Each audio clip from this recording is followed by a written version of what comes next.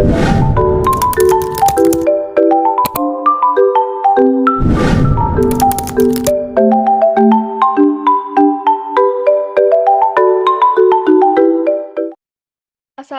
warahmatullahi wabarakatuh. Perkenalkan, nama saya Nurul Fadia.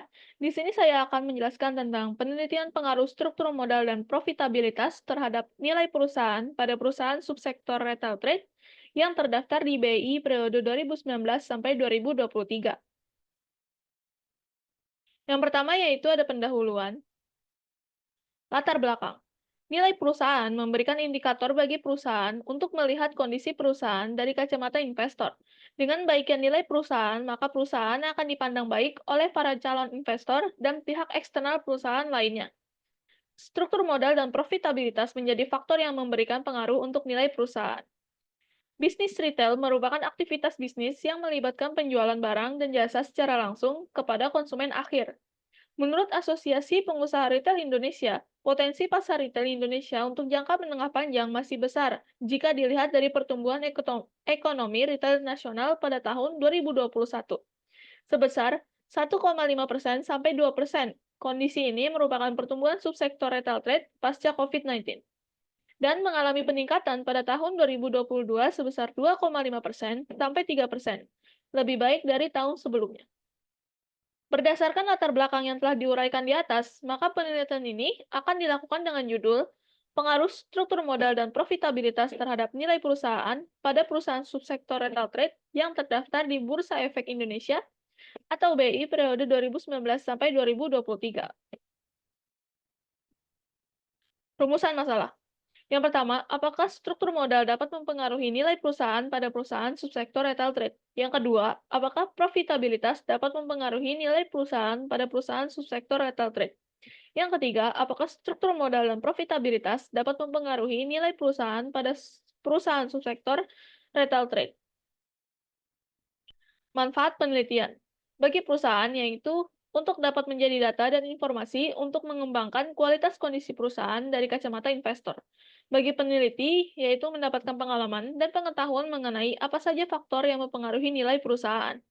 Bagi peneliti lain, yaitu hasil dari penelitian ini diharapkan dapat dijadikan sebagai tambahan informasi yang dapat digunakan sebagai bahan perbandingan dalam penelitian selanjutnya. 2. Tinjauan pustaka. Landasan teori. Yang pertama yaitu nilai perusahaan. Menurut Brigham Gapensi dan Prasetyo Rini, nilai perusahaan yang tinggi akan diikuti oleh tingginya kemakmuran pemegang saham. Nilai perusahaan yang tinggi menjadi keinginan para pemilik perusahaan, sebab dengan nilai yang tinggi menunjukkan kemakmuran pemegang saham juga tinggi. 2. Struktur modal. Menurut Sari dan Marioso, struktur modal merupakan pembiayaan yang terdiri dari utang jangka panjang, saham, dan modal perusahaan. Struktur modal digunakan untuk mengetahui kondisi keuangan perusahaan. Apabila hutang jangka panjang melebihi laba ditahan, maka perusahaan mengalami kerugian.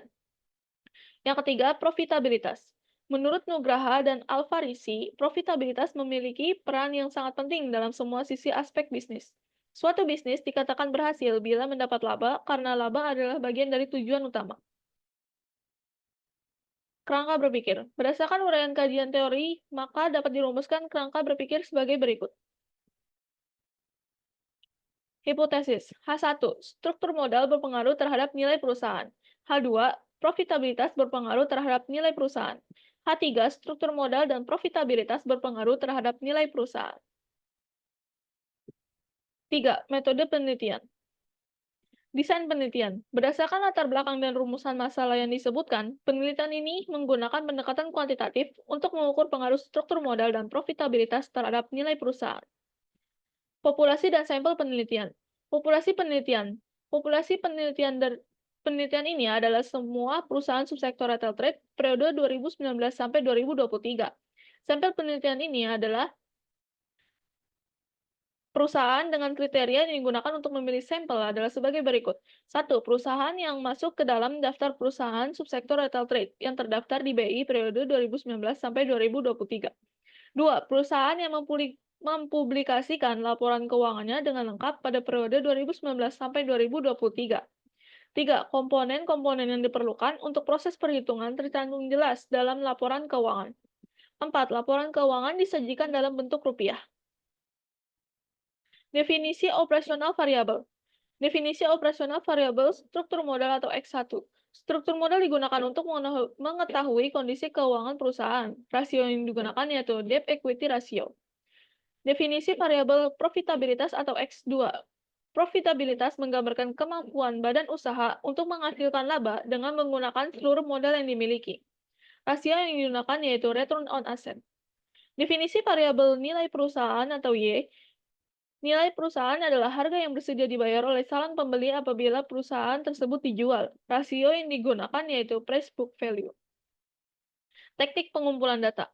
Pengumpulan data menggunakan metode yang pertama, metode kepustakaan, yaitu dengan melakukan pengkajian berbagai literatur pustaka seperti buku, jurnal, dan sumber-sumber lain yang berkaitan dengan penelitian.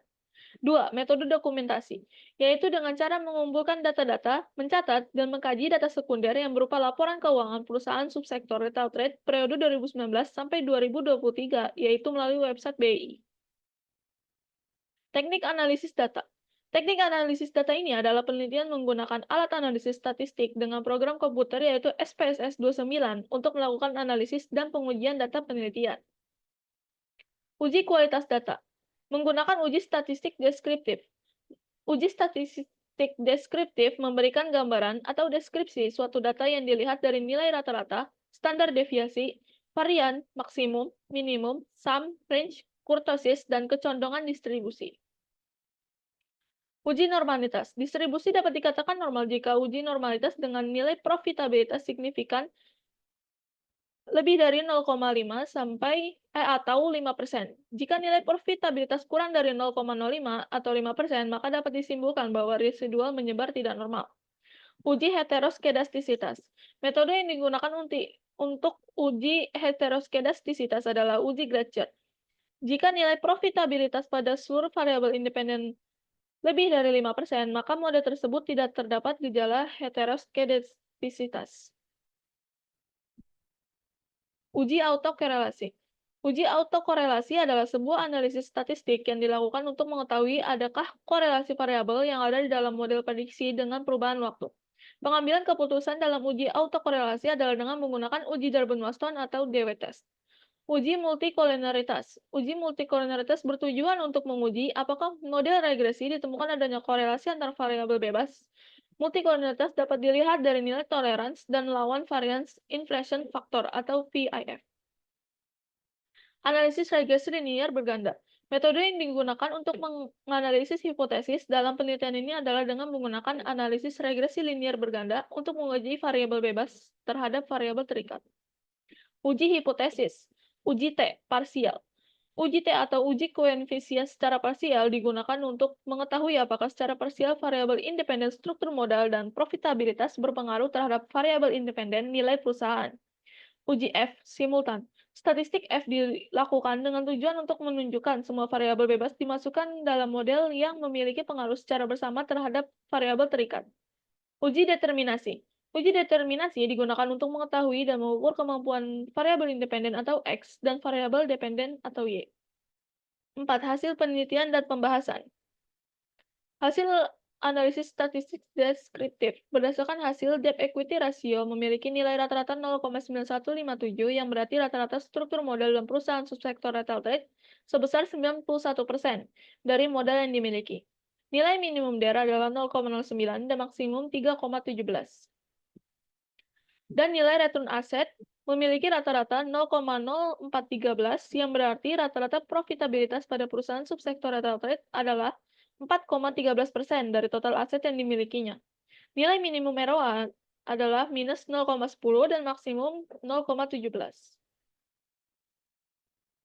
Sedangkan price to book value rata-rata 2,677 yang berarti nilai perusahaan pada perusahaan subsektor retail trade adalah 260%. Nilai minimum PBV adalah 0,33 dan maksimum 9,59. Hasil uji analisis normalitas. Pada tabel di atas, hasil analisis menggunakan uji Shapiro-Wilk test didapatkan statistik uji normalitas sebesar 0,433 dari tabel tersebut menunjukkan distribusi normal untuk data dalam penelitian ini. Hal ini dikarenakan nilai tersebut melebihi tingkat signifikan 0,05. Hasil analisis uji heteroskedastisitas. Dari tabel di atas diperoleh angka R² dan dikalikan jumlah sampel penelitian sebanyak 30, sehingga diperoleh nilai sebesar 5,4. Setelah memperoleh nilai chi-square hitung sebesar 5,4 dan nilai chi-square tabel sebesar 43,77 sehingga 5,4 lebih kecil dari 43,77, maka dapat disimpulkan bahwa nilai chi-square hitung lebih kecil dari chi-square tabel, maka tidak terdapat heteroskedastisitas. Hasil analisis uji autokorelasi. Dari hasil tabel di atas diperoleh nilai turbin Watson hitung sebesar 1,829. Karena turbin Watson hitung berada pada kriteria DU lebih kecil dari DW dan DW lebih kecil dari 4 dikurang DU, sehingga nilai sebesar 1,649 lebih kecil dari 1,829 dan lebih kecil dari 2,351. Maka dapat disimpulkan bahwa tersebut tidak terjadi autokorelasi. Hasil analisis uji multikolonialitas. Berdasarkan hasil tabel di atas, nilai toleransi dari struktur modal sebesar 0,938, lebih besar dari 0,10, dan nilai FIF variabel struktur modal sebesar 1,066, lebih kecil dari 10. Maka dapat dikatakan bahwa tidak terjadi multikolonialitas. Nilai toleransi pada variabel profitabilitas sebesar 0,938, lebih besar dari 0,10, dan nilai VIF variabel profitabilitas sebesar 1,066, lebih kecil dari 10. Maka dapat dikatakan bahwa tidak terjadi multikolonialitas.